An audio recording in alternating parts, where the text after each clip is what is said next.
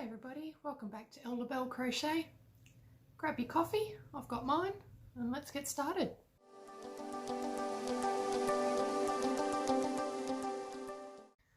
So today on ElleLabelle Crochet, I'm going to give you a little bit of an update on my COVID-19 swab and also a little bit of a mini yarn haul that I picked up over the weekend.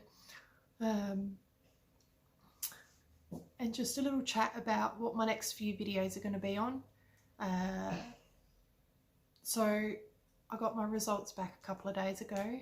I've been taking a little bit of time to let my throat settle, but my results are negative, which is absolutely amazing. And I'm over the moon that that is the case. As you can see today, I'm back in my little craft nook.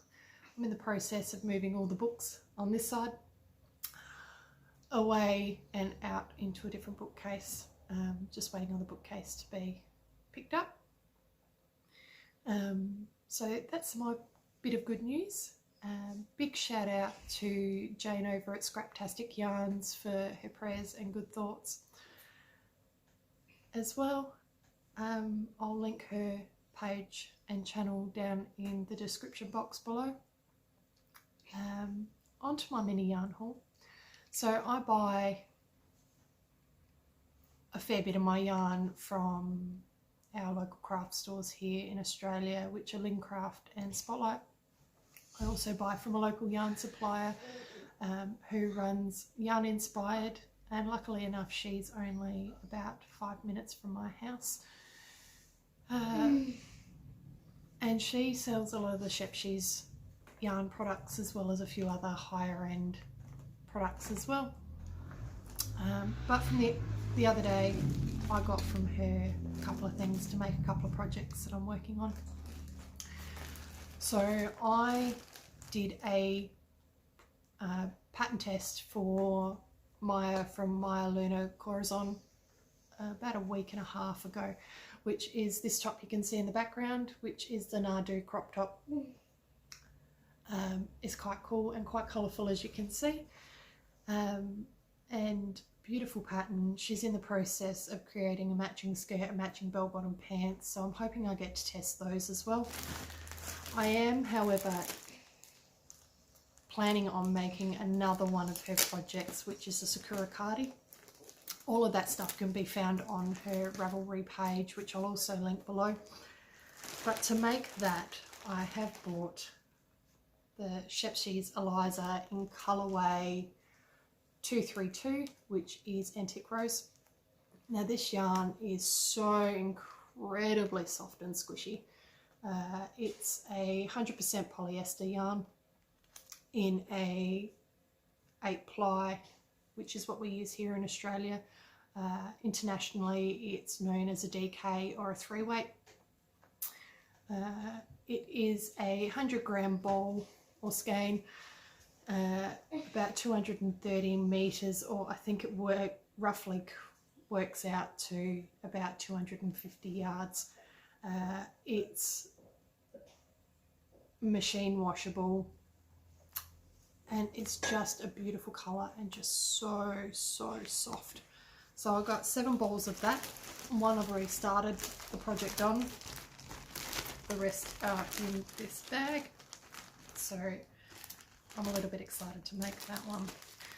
The other project that I will be working on shortly, my partner is in the military here in Australia, and we're coming into winter, so his squadron and regiment normally do a bit of apparel, things like t-shirts and beanies and that sort of thing, and I've been asked to make some beanies for them.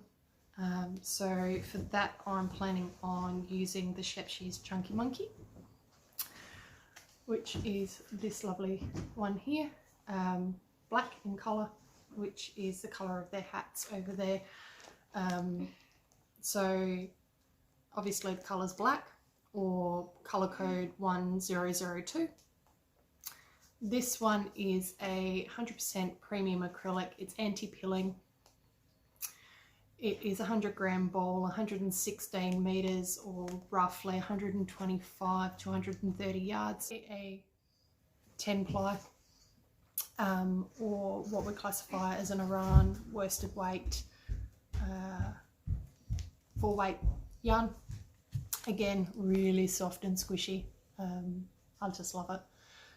I've come across the Shepshi's range probably about 3 months ago, and I just love using it.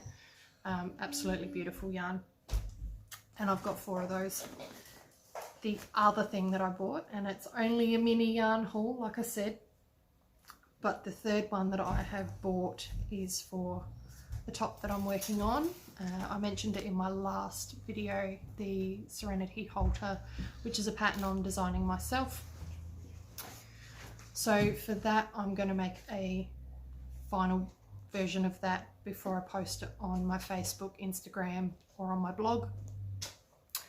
And I'm going to make that one with the Shepshi's Organicon, as you can see here. Now this one here is 100% organic soft cotton. It's a vegan product. That's not necessarily why I bought it, but I think it's brilliant that yarn companies are starting to bring out organic vegan items for those of you that are. So this one here is in the colour 201, or Ashen Mink.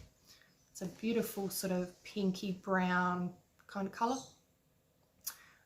It's a 50-gram ball, 170 meters, or roughly 185 yards.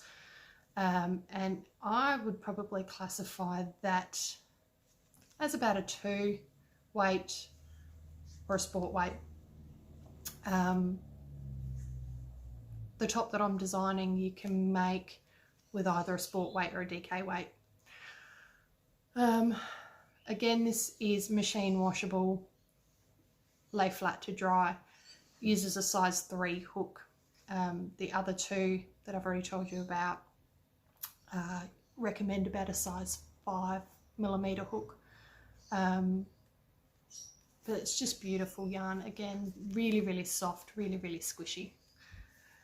So that's what I got from my lovely lady over at Yarninspired.